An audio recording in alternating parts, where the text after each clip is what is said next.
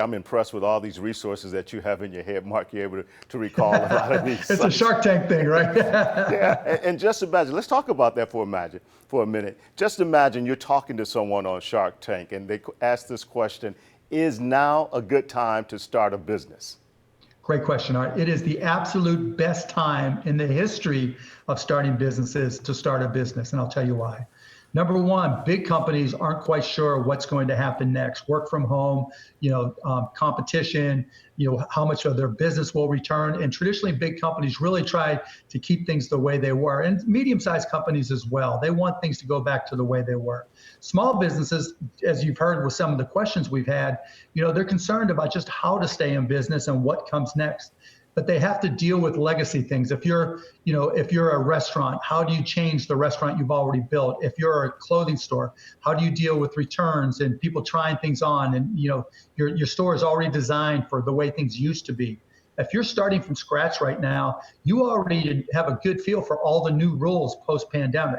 You already have a good feel for your thoughts on how to incorporate social distancing if that's applicable, work from home if that's applicable. So it's feasible to start a company with no office, everybody working from home, working from the laptops with just a broadband connection, and do anything. And honestly, Art, I think in 20 years, we'll look back and there'll be 20, 30, 50 companies that just changed the world, that was just world-class and world-changing, that were started during the pandemic of 2020. We've got a question from Dan.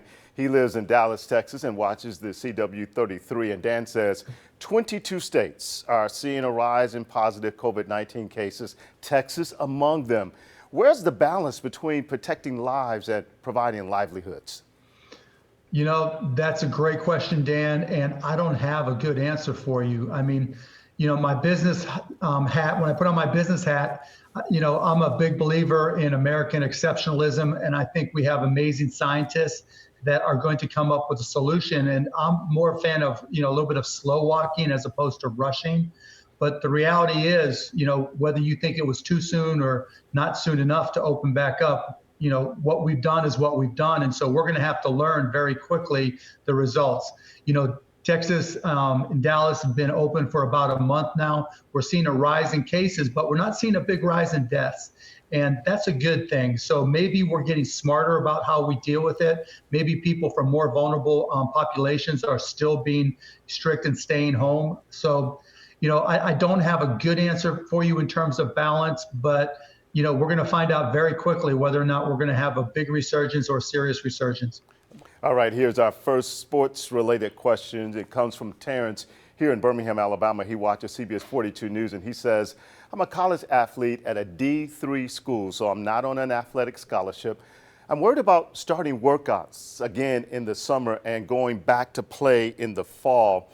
Football is important to me, but it is not my entire life.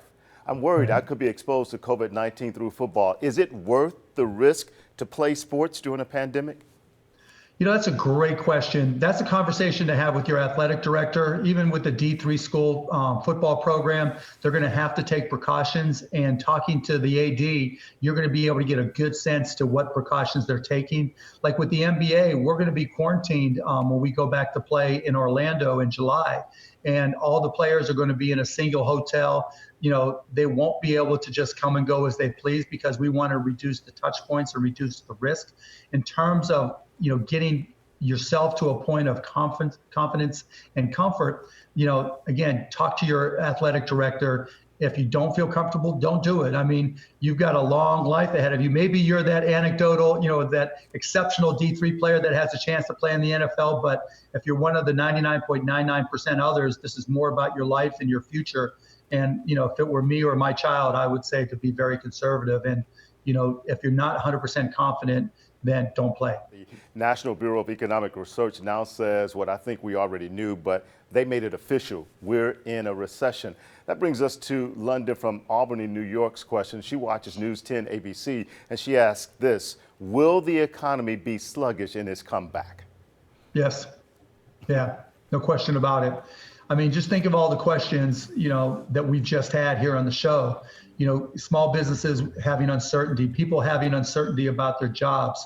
What happens when people are uncertain about their economic future or their health for that matter, we save more money. We don't go out and spend as much. And we're an economy that's driven by consumer demand. And so until people really feel confident in their jobs, they're going to save as much as they can, because this is the rainy day that they're saving for, and they don't know when the rain's going to stop. And so that's going to be a problem that I think really keeps us in this recession. I don't think it's going to be horrific. I don't think it's a depression by any stretch, but it's going to keep us here. So you've got to, as a business person, plan accordingly. And as a consumer, really look and really make sure you understand your personal financial situation. With whatever you need to do, now's the time to start budgeting. Okay, we've got our last viewer question now, and it's from Patrick in San Diego, California. He watches on Fox 5, and he says, I believe the coronavirus crisis and the resulting PPE shortage has illuminated America's reliance on international trade for medical supplies.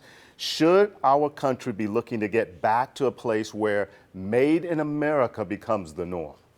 Yes, absolutely, positively. The question becomes, how do we do it? You can do it the America 1.0 way, where you think that everything's an assembly line like it was in the 60s and 70s. But the problem is we're not going to be able to compete globally, and our pricing is going to be far higher than buying it from other countries. Or we can invest in new technologies like artificial intelligence or robotics. And the reality is robotics is really what's going to drive the future of manufacturing and the future of job creation. Because with robotics, the only way I can say this is we can kick China's butt. We can use what we're great at, which is technology, and really create new types of manufacturing that allows us to make not just PPE, not just drugs, but also everything and anything that's sitting around your house, the things that we're buying that are traditionally made overseas. We can use advanced technology to bring that manufacturing home and create a ton of jobs around it. So if we can get, when the federal government, regardless of who's in charge, when we start talking about infrastructure jobs, in my opinion, it's time to look at infrastructure as investing in new technologies for the specific reason of bringing back manufacturing.